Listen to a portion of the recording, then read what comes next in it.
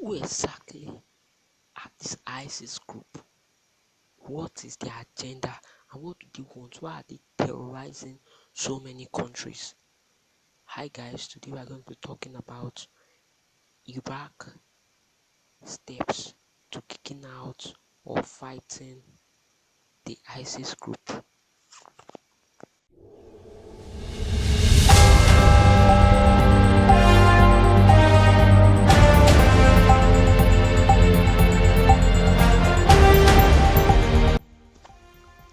Iraq empties camps for displaced as military hunts on ISIS. Officials said site could become breeding ground for extremism. Iraqi officials have stepped up efforts to evict tens of thousands of people with perceived links to Islamic militant ISIS from sprawling camps that military officials warn could become breeding ground for extremism.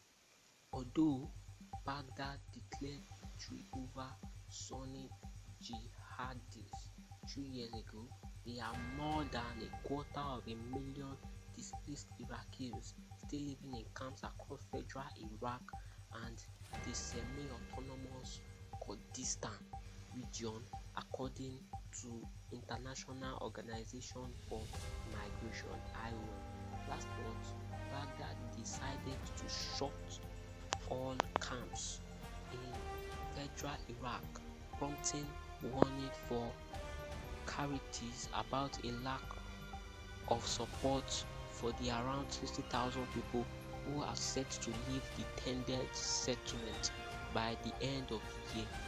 The closure are part of Iraq's struggle to tackle the toxic legacy of ISIS, which sought to build an Islamic state that straddles Iraq and Syria and are both motivated by fears ISIS extremist ideology could fester in the camp, and transitional governments want to act now before elections slated for next year force it out of office. Analyst says the Prime Minister Mustafa Al-Kadhimij and this government have been very much aware of the risk that come with prolonged displacement, said Laib Ghail, senior Iraq analyst at Crisis Group. Children are really vulnerable to recruitment by armed groups. Most most of most of Iraq displaced people are in the northern Kurdistan region.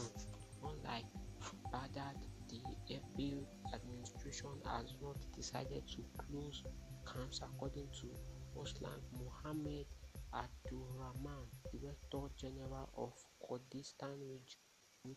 When those children grow up radicalized, then Frank told the National Council on US-Arab Relationship, if we don't address this, we are never really going to defeat ISIS. Formed the bulk of the international effort to help Iraqis combat ISIS. Karim Al-Nouri, a representative for Iraq Migration and Displacement Ministry, said that the government had acted out of humanitarian concern and because the existence of camps after 2020 is wrong. But aid workers have criticized the federal government for botching camps closure in the middle of a pandemic, and at winter onset, some 57% of people said they did not leave the camp voluntarily, into a survey conducted by humanitarian organizations. Mr. Nouri claimed that return were voluntary and not coerced. Human rights group Amnesty International accused Baghdad of leaving the evicted people as ending up in precarious shelter of being forced to return to their area of origin despite safety. In some areas, militias have allegedly moved into liberated areas and prevented former residents from returning. Returning people seen affiliated with ISIS may face victim families eager for revenge. While minority groups like the Yazidis, persecuted by ISIS, fear the return of potential partisans. There are certainly areas where security actors on the ground or local communities have not bought into the idea of accepting back families, said Belkis, while senior researcher at Human Rights Watch, one 25-year-old who asked not to be named 4 years in a camp this month being given 1 week notice to leave. The hairdresser and her family returned to their hometown but found their house was bombed. The house was bombed and it's habitable. In fact, I don't know what to say. Sincerely, I'm wondering. Initially, I thought ISIS were problems or were terrorists that are terrorizing Africa majorly. Because if you observe my last video or my previous video, you see that I was majorly pointing at Africa, but I'm surprised when I was doing my serious research to find out that these people are also in Iraq, these ISIS people. And I'm wondering, who are all these people exactly? Who is sponsoring them?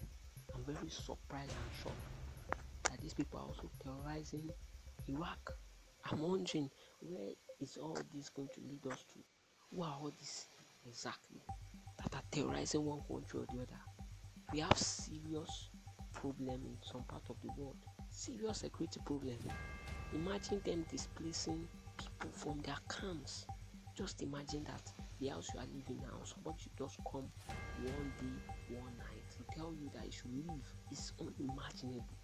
And from the reports now, we saw that some people, or most people, did not leave voluntarily, and it's most likely so because you can put yourself in their shoes and imagine if you are going to leave your habitat voluntarily, somewhere you've lived for years, and you even have no idea that you're going to leave that place. You have no plan, just displaced from there all of a sudden. I think there could have been a better approach to doing this, but then this is the way the government decided, and this is the way they can handle it. It is quite uncalled for. Taking people away from where they are living is terrible.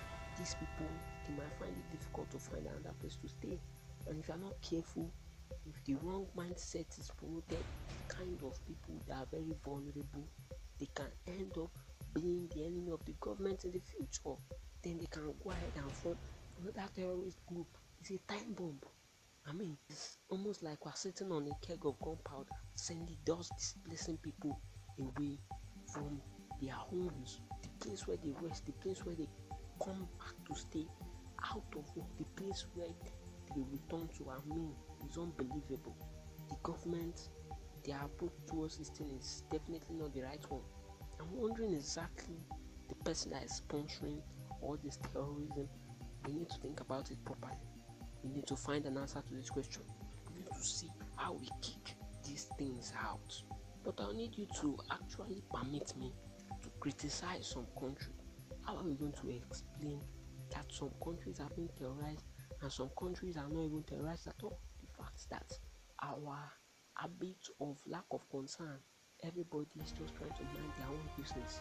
I mean, it's high time to develop a different kind of security approach system. That's why in the previous video of mine, I was talking about something like World Security Union, supposed to be a World Security Union that will contain Africa, military people, military personnel, Western world military personnel, Western country military personnel, Asia military personnel, and so on like that. Australia military personnel, Europe military personnel, so that when any country is under any kind of terrorist attack, world security personnel will be deployed there in their full numbers to see that are brought under control. Why exactly are we going to be killing our own selves? Islamic militants called ISIS. I wonder their agenda. I think I have to make a special video where I'm going to do a deep research who they really are. People just wake up one day and just give themselves a name and start terrorizing the whole country. What is the way out of this kind of problem? The solution might as well just be in the hands of you and I. We need to ensure that we help one another. We need to ensure that that world created and emanated from anybody's life. I can tell you that by helping in the maximum we can.